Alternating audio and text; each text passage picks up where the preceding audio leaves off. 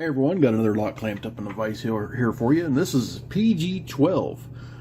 I believe I either got this lock from, well, one of three people I'm pretty sure about. I either got this one from Jeff Moss, Steel Pinnings, or Randy Perkins. I can't remember which one because I kind of got some of the locks mixed up by accident. But you know what? I'll look back through some of my unboxing videos before I edit this, and you know, then I'll know who sent me this. And I'll tell you what, I'll put it well, let me get my fingers in frame. There we go, right down there. I'm trying a different camera setup than what I used to do all the time. I don't want to use that pick. Let's try this one. A little bit of a short hook here. Okay, click from 1. Nothing on 2, nothing on 3. Click from 4, nothing on 5. So back to the front. Click from 1, nothing on 2, nothing on 3, nothing on 4, nothing on 5.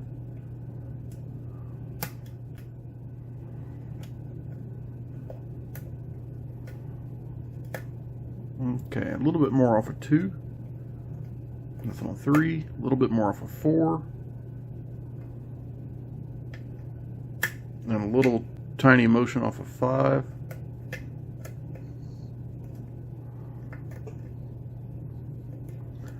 Kind of working on a little bit of a false set here.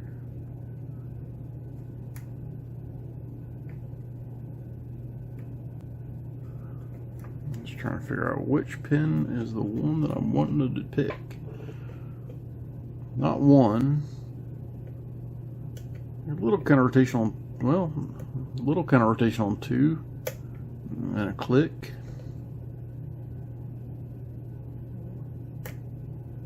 Kind of rotation on 3, and a click.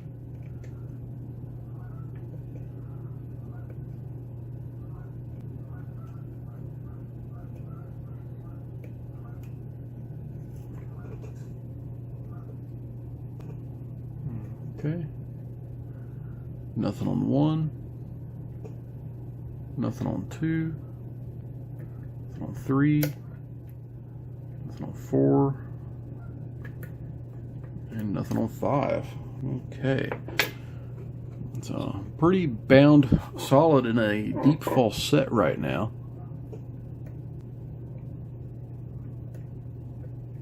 Nothing on 1.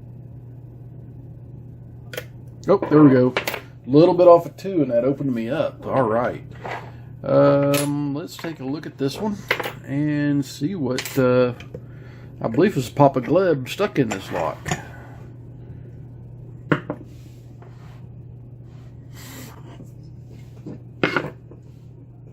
All right. Just a clip on the back, and I should be able to remove that with well, flathead screwdriver. And I do have a key, guys, so if I do lock this up, oh, that's an easy clip to get off. No biggie there. Okay, so I want to turn this just a little bit so that that is vertical.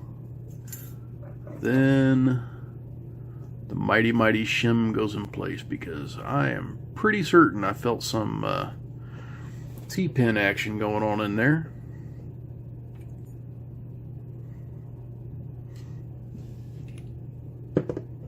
Okay, so it is a 6-pinner.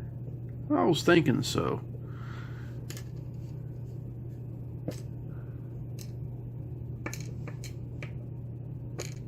Okay, let's look at this plug. Come on, focus up. There we go. Alright, as you can see, I've got counter milling, very fine, nicely done counter milling in chambers 1 and 2. A lot deeper than the counter milling I generally do, and a lot shorter.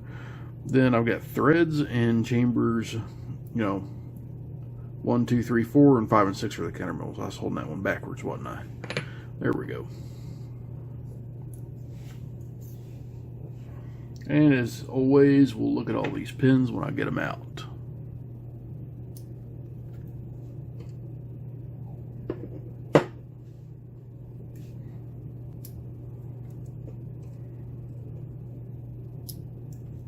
I'm already seeing some work inside of the Bible.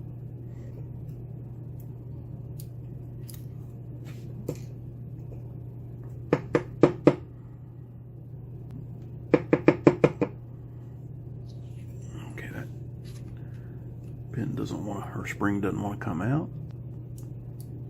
Okay, here's one of my T-pins and a little spool.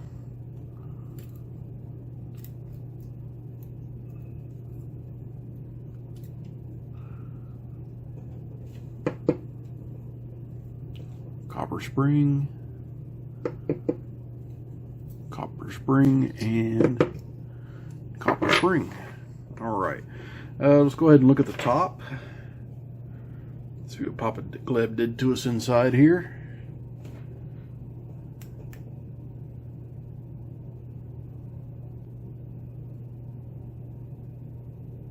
Don't see any threads on the front side readily. But there are some threads in there. I'm seeing threads on chambers. Let me turn this back around. Ah, there we go. See them nice now. Threads in chambers 1, 2, 3, and 4. Kind of see them back there glinting off the light a little bit. Alright, so let's show you what Papa Gleb stuck in here.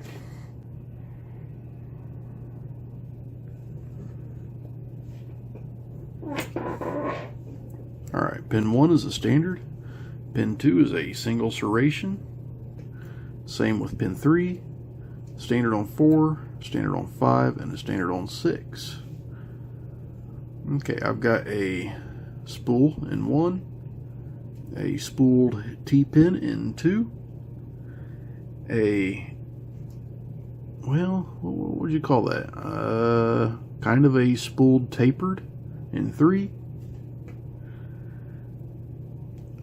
I'd call that a double spool, then a serrated, and then a T-pin. And I bet at one point that was actually a little sharp spool and it broke off at some time. But it didn't break off here. I didn't see the piece anywhere. So, yep, I bet that was actually a little spool just like this one here to get caught up in that counter milling.